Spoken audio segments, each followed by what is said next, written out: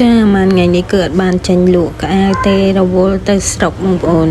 គឺទៅការគេចឹងទៅឆ្លៀតចំរដូវនេះគឺរដូវលក្ខណៈថាធ្លាក់ភ្លៀងបងប្អូនដល់ចឹងទៅកឡនតននឹកឃើញមុនគេគឺកឡនតននឹងហ្មងក៏ពិតចង់ញ៉ាំខ្យងហើយនឹងក្តាមអីទេប៉ុន្តែវាអត់ទាន់មានចឹងទៅដល់ខែនេះគឺកឡនតនច្រើនមែនតើអញ្ចឹងក៏បែកកណិតនាំប្តីនាំបងថ្លៃអីទៅដើរចាប់កឡនតនេះសំខាន់ណាកូនខ្ញុំគឺអត់មានខ្លាចអីសំបីតែមួយមុខគឺឃើញសុបាយអគាត់មិនដែលឃើញហូរកាជាវទៅពេលព្រលឹមឡើងមានណាទាំងម៉ែទាំងកូនគឺថាឈឺទាំងពីរអ្នកស្មើដៃគ្នាសំបីតែមកបញ្ចូលសលេងនេះបងប្អូនហើយគឺខ្ញុំនឹងកំពុងតែឈឺកក្អកផ្ដាសាយចិត្តមួយខែគឺថាអត់បាត់ទេបងប្អូនអើយហើយមកនេះហ៊ានណាឡាល្ងឹតឆឹងមែនតើហ្មងហើយដើរមកផាយគ្នា 3-4 នាក់ហ្នឹងមកចាប់តឡនតដើម្បីយកទៅធ្វើគ្រឿងក្លែមហើយនេះគឺថាមកនឹងគេចាប់បានធំបងប្អូនតែខ្ញុំវិញអត់បានអាធំទេបានតែទូចនឹងឲ្យចាប់មានបានណាអត់ចេះចាប់ដូចគេលេងយកដៃទៅដល់ចាប់ចឹងយើងអត់មានកត្រុបដូចគេអីទេព្រោះអត់ដែលធ្លាប់ដើរចាប់ដល់ពេលបានដើរចាប់ម្ដងវារៀងភ្លាវតិចចឹងណាបងប្អូនហើយគេចាប់បានសិតធំឲ្យខ្ញុំវិញចាប់បានប្រប៉ិនកូនដៃនឹងក៏ប្រឡែងគ្នាទៅវិញចឹងទៅចាប់គ្មានបានអីគេទេនេះបានតែ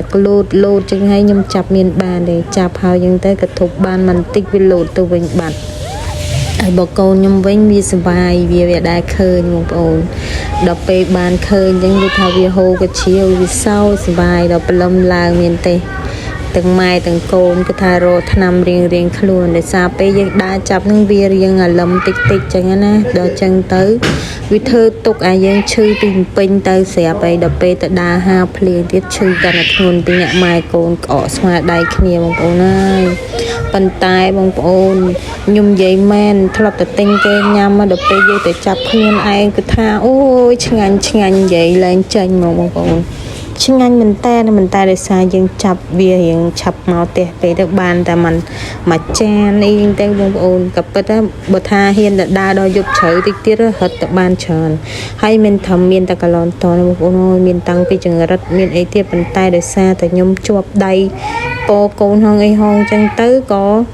ចាប់បានតែមកចានអីទេបងប្អូនចាំមើលតិចទៀតនៅចុងវីដេអូខ្ញុំនឹងធ្វើឲ្យបងប្អូនមើលចឹងណាហើយមុននឹងធ្វើហ្នឹងគឺយើងយកវាទៅត្រាំទឹកអំបិលទឹកអីសិនដើម្បីវាស្ងល់បានយើង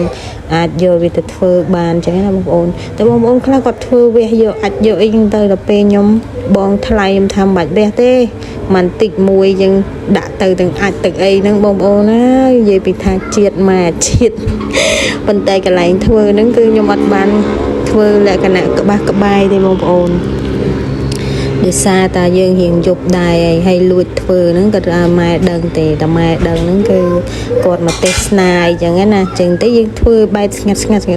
ខ្លែមបែបស្ងាត់ដែរអញ្ចឹងទៅនេះឥឡូវមិនថាទាំងក្តាមទាំងចង្រិតអីហ្នឹងមកអស់ហើយបងប្អូនហើយក្តាមតែមួយហ្នឹងក៏ចាប់យកទៅផ្ទះដែរព្រោះដោយសារអីបើវាប្រទះឃើញអីចឹងកុំឲ្យខាតយើងយកទៅផ្ទះដែរអញ្ចឹងណាហើយនេះដល់ម៉ោងវិលត្រឡប់មកផ្ទះវិញបងប្អូនដើរមករៀងហត់ដែរណាអាដើរវាមិនហត់ទេហត់នឹងអាពោកូនហ្នឹងបងប្អូនតែខ្ញុំមិនអ្នកពោទេគឺប្អូនស្រីខ្ញុំអ្នកពោអញ្ចឹងណាឥឡូវយើងយកវាយកមកត្រាំទឹកបើសិនមុននឹងយើងយកវាទៅធ្វើណាបងប្អូនត្រាំវាឲ្យស្ងល់ហើយបានយើងយកទៅបំពងវាបើចឹងទេគឺថានៅផ្លោតលូតពេញឆ្នាំងពេញចានហ្នឹងភារកិច្ចសម្រាប់នឹងយើងទុកឲ្យបងថ្លៃដល់ពេលវាងាប់ហើយចាំយើងអ្នកធ្វើបន្តបងប្អូននេះឃើញវាធំណានិយាយទៅបានមួយចានដែរបងប្អូនមិនច្រើនអីណាមកល្មមអញ្ចឹងណាហើយនិយាយពីថាកលនតូនច្រើនណាបងប្អូនប៉ុន្តែយើងចាប់អត់ដល់យប់ជ្រៅបើសិនចាប់ដល់យប់ជ្រៅគឺមិនដឹងច្រើនប៉ុណ្ណាទេតែដោយសារខ្ញុំកូនវាទូចចឹងទៅអត់ហ៊ាននៅយូរខ្លាចកូនឈឺចុងក្រោយកូនឈឺទៅបានមែននេះលើយើងចាប់ផ្ដើមមកមើលវាម្ដងទៀតគឺវារៀងស្ងល់ខ្លាយបងប្អូនណែឥឡូវគេថាដល់ក្នុងខ្លាញ់បាទតែខ្ញុំអត់បានស្ដាយខ្ញុំដាក់ខ្លាញ់ហើយអត់តាន់ក្តៅហងខ្ញុំបោះចូលពីណាបែកសាច់អស់លេងប៉ុន្តែមានអីរសជាតិកាប់សេរីយើងយកទៅបំពងខ្ទឹមសណាបងប្អូនជាតិដែរតែ របស់រកខ្លួនឯងហ្នឹងថាវាឆ្ងាញ់លិតមាត់លិតដៃចឹងណាឥឡូវមកមើលអ្នកភ្លក់ម្ដងអូយយាយវិជាតិបានមួយចានលើកក្រោយទៅលើកក្រោយចាប់ឲ្យបានច្រើនបងប្អូនហើយចាំធូរវីដេអូឲ្យមើល